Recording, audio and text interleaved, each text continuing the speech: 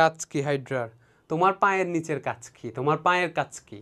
পায়ের কাজ হচ্ছে একটা সারফেসে লেগে থাকা। ওরও এইটাই কাজ। ও এভাবে লেগে থাকে যে কোনো জিনিসের সাথে।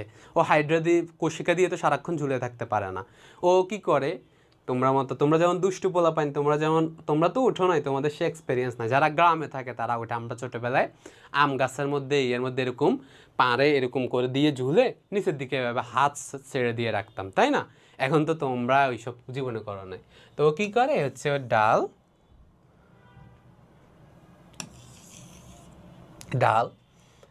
এটা হচ্ছে আমাদের হাইড্রা। ও পাদচাকতে দিয়ে এটাকে এই সারফেসের সাথে আটকে থাকতে পারে। এখন বলবা ভাইয়া ও তো নিচে পড়ে যাবে। আরে ভাইয়া ওর ওজন কতটুকু, আর নিচে আরো পানি, এখানে পানি না, এই যে এটা তো পানির মধ্যে, ডালটা তো পানির মধ্যে, এমন না যে উপরে, ও পানির মধ্যে। সো পানির মধ্যে তো এমনিতেও আমাদেরই তো ওজন নাই, আর ওর কি ওজন থাকবে? সো এই জায়গায় ও এটা করে এরকম করে ঝুলে থাকে।